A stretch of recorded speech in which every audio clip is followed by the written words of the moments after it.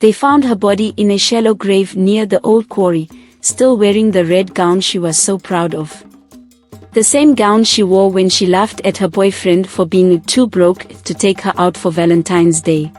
Valentine's Day was all anyone talked about that month. In our small town, the holiday was more than just flowers and chocolates, it was a show of status.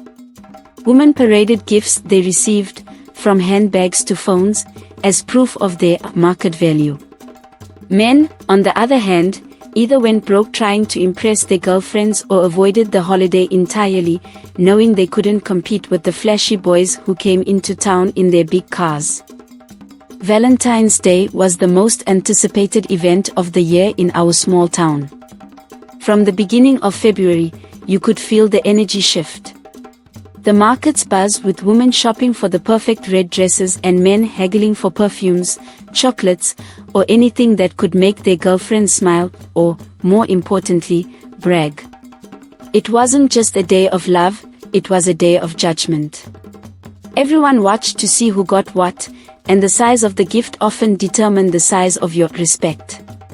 Social media was flooded with posts of wrapped presents, flower bouquets, and candlelit dinners.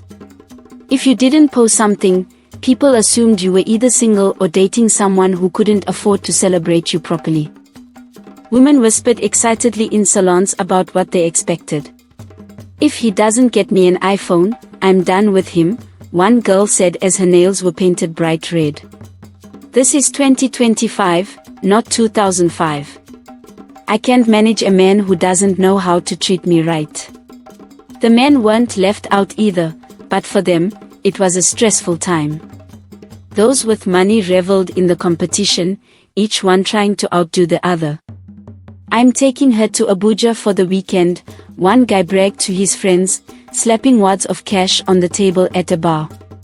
What's the point of love if you can spend? For the less wealthy men, Valentine's Day was a nightmare. They dreaded the pressure to perform, the expectation to deliver something grand.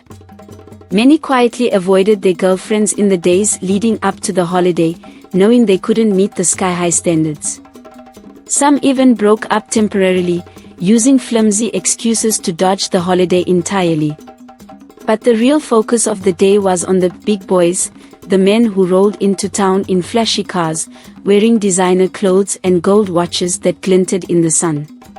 They were the ones who turned heads and set hearts racing. Every woman wanted to be seen with them, even if it was just for one night.